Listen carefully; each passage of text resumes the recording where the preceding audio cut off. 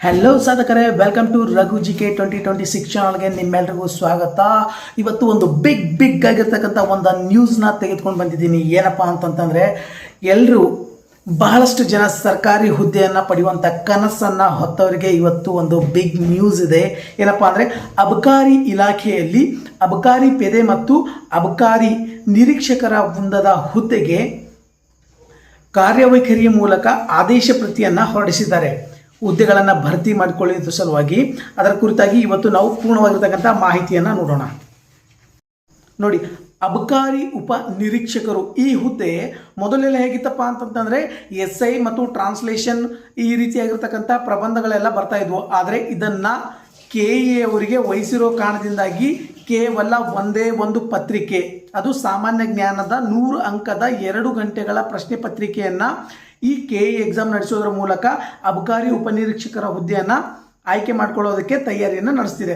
ನೋಡಿ, ಅಬಕಾರಿ ಉಪನಿರೀಕ್ಷಕ ವೃಂದಕ್ಕೆ ಅರ್ಹ ಅಭ್ಯರ್ಥಿಗಳು 2 ಪತ್ರಿಕೆ ಉಳ್ಳಂತಹ ಒಂದು ಪ್ರಬಂಧ ಮತ್ತು ಅನುವಾದ ಪತ್ರಿಕೆ ಮತ್ತು 2 ಸಾಮಾನ್ಯ ಪತ್ರಿಕೆ ಸ್ಪರ್ಧಾತ್ಮಕ ಪರೀಕ್ಷೆಗಳ ಮೂಲಕ ಆಯ್ಕೆಯನ್ನು ಮಾಡಲಾಗ್ತಾ ಇತ್ತು. ಮೊದಲು ಒಂದು ಪೇಪರ್, ಒಂದು ಪ್ರಬಂಧ ಮತ್ತು ಅನುವಾದ ಮತ್ತು ಟ್ರಾನ್ಸ್ಲೇಷನ್ ಇತ್ತಲ್ಲ, ಅದು ಪೇಪರ್ 1ದಲ್ಲಿತ್ತು.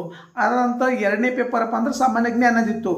ಆದರೆ ಅದರ ಬದಲಾಗಿ ಏನು ಮಾಡಿದಾರಪ್ಪ ಅಂದರೆ, ಸ್ಪರ್ಧಾತ್ಮಕ ಪರೀಕ್ಷೆಗೆ ಪದವಿ ಮಟ್ಟದ ಬಹು ಆಯ್ಕೆಯ ಪ್ರಶ್ನೆಗಳುಳ್ಳಂತಹ ಅಬ್ಜೆಕ್ಟಿವ್ ಟೈಪ್ಸ್ ಮಲ್ಟಿಪಲ್ ಚಾಯ್ಸ್ ಕ್ವಶನನ್ನು ಸಾಮಾನ್ಯ ಜ್ಞಾನ, ವಿಜ್ಞಾನ, ಭೂಗೋಳ, ಇತಿಹಾಸ, ಭಾರತ ಸಂವಿಧಾನ, ರಾಷ್ಟ್ರೀಯ ಸ್ವಾತಂತ್ರ್ಯ ಚಳವಳಿ, ಮಾನಸಿಕ ಸಾಮರ್ಥ್ಯ ಮತ್ತು ನೈತಿಕ ಶಿಕ್ಷಣ ಒಳಗೊಂಡಂತೆ ಸಾಮಾನ್ಯ ಅಧ್ಯಯನದ ಒಂದು ಪತ್ರಿಕೆಯನ್ನು 100 ಅಂಕಗಳು ಮತ್ತು 2 ಗಂಟೆಗಳ ಪರೀಕ್ಷೆಯ ಅವಧಿಯನ್ನು ನಿಗದಿಪಡಿಸಲಾಗಿದೆ.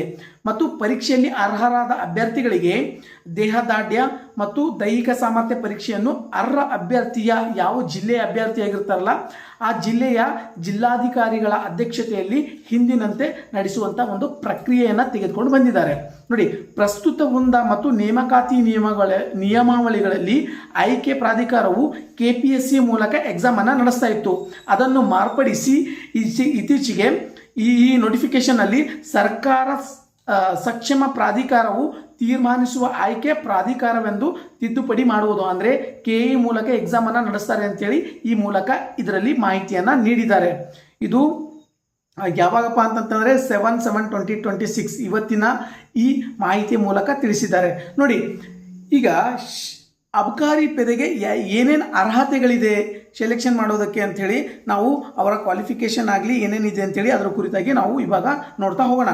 ನೋಡಿ, ಪ್ರಸ್ತಾವನೆಯಲ್ಲಿ ವಿವರಿಸಿರುವ ಅಂಶಗಳ ಹಿನ್ನೆಲೆಯಲ್ಲಿ ಅದರ ಪೂರ್ತಿಯಾಗಿರ್ತಕ್ಕಂತಹ ಡೀಟೇಲ್ ಆದ ಮಾಹಿತಿಯನ್ನು ಇಲ್ಲಿದೆ. ಏನು, ನೇಮಕಾತಿ ಪ್ರಾಧಿಕಾರ ಯಾವುದು? ಅಬಕಾರಿ ಆಯುಕ್ತರು.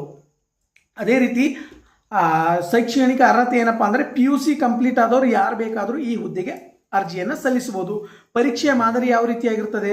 ಸ್ಪರ್ಧಾತ್ಮಕ ಪರೀಕ್ಷೆ, ಬಹು ಆಯ್ಕೆಯ ಪ್ರಶ್ನೆಗಳು ಇರ್ತವೆ.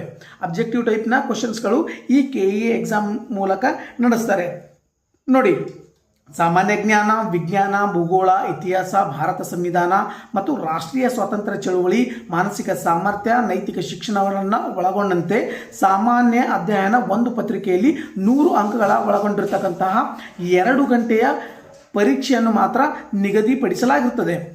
ದೈಹಿಕ ಸಾಮರ್ಥ್ಯ ಪರೀಕ್ಷೆ ಯಾವ ರೀತಿ ಅಂದರೆ, ಸ್ಪರ್ಧಾತ್ಮಕ ಪರೀಕ್ಷೆಯಲ್ಲಿ ಅರ್ಹರಾದ ಅಭ್ಯರ್ಥಿಗಳಿಗೆ ಮಾತ್ರ ದೇಹದಾಢ್ಯ ಮತ್ತು ದೈಹಿಕ ಸಾಮರ್ಥ್ಯ ಪರೀಕ್ಷೆಯನ್ನು ಜಿಲ್ಲೆಯ ಜಿಲ್ಲಾಧಿಕಾರಿಗಳ ಅಧ್ಯಕ್ಷತೆಯಲ್ಲಿ ನಡೆಸ್ತಾರೆ.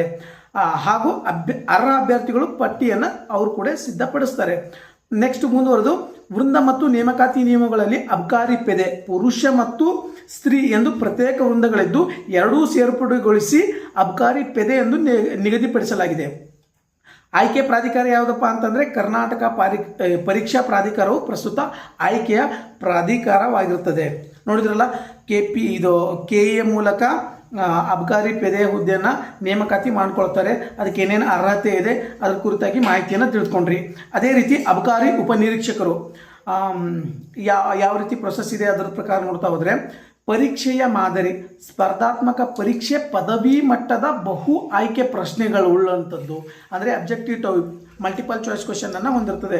ಮೊದಲು SI ಟ್ರಾನ್ಸ್ಲೇಷನ್ ಎಲ್ಲ ಇತ್ತಲ್ಲ, ಅದು ಯಾವುದೇ ರೀತಿಯಾಗಿರ್ತಕ್ಕಂಥ ಮೊದಲನೇ ಪೇಪರ್ ಇರಲ್ಲ. ನೇರವಾಗಿ 100 ಅಂಕದ ಸಾಮಾನ್ಯ ಜ್ಞಾನ ಪ್ರಶ್ನೆ ಪತ್ರಿಕೆ ಒಂದು ಮಾತ್ರ ಇಲ್ಲಿ ಇರ್ತದೆ. ನೋಡಿ, ಇದರಲ್ಲಿ ಯಾವುದು ಎಕ್ಸಾಮಲ್ಲಿ ಯಾವ ಟಾಪಿಕ್ ಮೇಲೆ ಬರುತ್ತಪ್ಪ ಅಂದರೆ ಸಾಮಾನ್ಯ ಜ್ಞಾನ, ವಿಜ್ಞಾನ, ಭೂಗೋಳ, ಇತಿಹಾಸ, ಭಾರತ ಸಂವಿಧಾನ, ರಾಷ್ಟ್ರೀಯ ಸ್ವಾತಂತ್ರ್ಯ ಚಳವಳಿ ಮತ್ತು ಮಾನಸಿಕ ಸಾಮರ್ಥ್ಯ ಮತ್ತು ನೈತಿಕ ಶಿಕ್ಷಣಗಳನ್ನು ಒಳಗೊಂಡಂತಹ ಸಾಮಾನ್ಯ ಅಧ್ಯಯನ ಪತ್ರಿಕೆ 100 ಅಂಕಗಳನ್ನು ಒಳಗೊಂಡಂತಹ 2 ಗಂಟೆಯ ಪರೀಕ್ಷೆಯನ್ನು ಮಾತ್ರ ನಿಗದಿಪಡಿಸಲಾಗಿರ್ತದೆ.